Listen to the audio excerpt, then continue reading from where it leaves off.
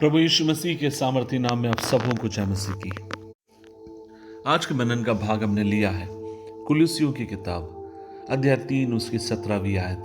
Colossians chapter 3 verse 17 लिखा है, और वचन से या काम से जो भी कुछ करो सब कुछ प्रभु यीशु मसीह के नाम से करो और उसके द्वारा परमेश्वर पिता का धन्यवाद करो।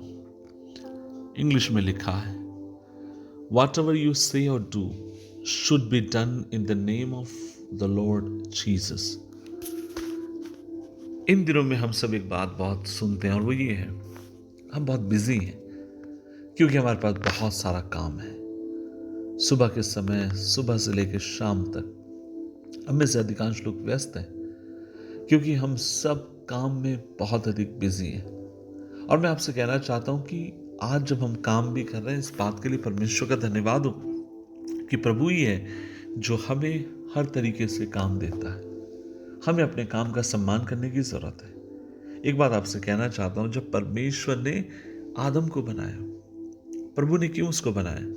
प्रभु का वचन साफ रीति से कहता है ताकि वह बगीचे में काम करे और उसकी देखभाल करे। बहुत ही शुरुआत से परमेश्वर की योजना का एक भाग था कि आदम काम करे। मैं आपसे कहना चाहता हूं, आप जो भी काम क्यों ना करने वाले हो, जिस किसी भी प्रकार का काम आप क्यों ना करने वाले हो, मैं किसी भी गलत काम को करने के लिए नहीं कह रहा हूं, ना ही प्रभु का वचन उसको सपोर्ट करता, लेकिन मैं कहना चाहता हूं आप जो भी काम क्यों ना करने वाले हो, आप प्रभु से अनुग्रह मांगिए, वो आपको कठिन परिश्रम करने के लिए कृपा दे। आप एक सेवक हो सकते हैं। जिस काम में प्रभु ने आपको रखा, कठिन परिश्रम करिए। आपका अपना छोटा व्यवसाय हो सकता है, बड़ा हो सकता है। जिस काम में परमेश्वर ने आपको रखा है, विश्वास योग्य रहिए, कठिन परिश्रम करिए और आप परमेश्वर के अद्वितीय हाथ को अपनी जिंदगी के भीतर देने पाएंगे। मैं आपसे यही कहना चाहता हूं, हमें प्रभु से अनुग्रह मांगने की जरूरत है ताकि प्रभु की इच्छा, प्रभु की योजना अपनी जिंदगी के द्वारा पूरी हो। मैं आपसे ये भी कहना चाहता हूं, आप जहां भी काम करते हैं, इस बात को याद रखिए, जब आप काम करें तो आप ऐसे काम करें जैसे आप परमेश्वर के लिए कर रहे हैं। जब आप किसी भी काम में हाथ लगाते हैं, इस तरीके से काम करिए जैसे परमेश्वर ने आपको एक जिम्मेदारी दी है और उस जिम्मेदारी को आपको वहां पर निभाना है। आप ये मत देखिए आपका मालिक कौन है, बॉस कौन है। आपका कर्तव्य ये है, इस बात की तरफ ध्यान दीजिए कि कौन सा काम परमेश्वर ने आपको दिया है, किस जगह परमेश्वर ने आपको रखा है, उस जगह आप ईमानदारी के साथ रहिए और आप परमेश्वर की महिमा को अपनी जिंदगी के द्वारा देखेंगे। कहा जाता है मानव जाति के इतिहास में सबसे सुंदर, अगर किसी ने डिवोशन लिखी है, ब्रदर बर्नार्ड करके एक व्यक्ति थे जो रोमन कैथोलिक चर्च के थे, फ्रांस के मेरे ख्याल से रहने वाले थे, और उनका काम था किचन में काम करना।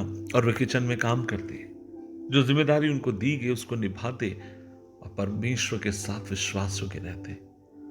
महान परमेश्वर के दास स्तिफनुस के बारे में हम देखते हैं। कौन था स्तिफनुस?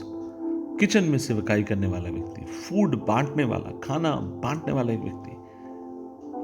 लेकिन परमेश्वर ने जो काम दिया उसमें कठिन परिश्रम किया, विश्वास योग्य रहा, और एक दिन प्रभु ने उसको इस्तेमाल किया। आज मैं आपसे कहना चाहता हूं, काम को तुच्छ मत जानिए, काम में लगे रहिए।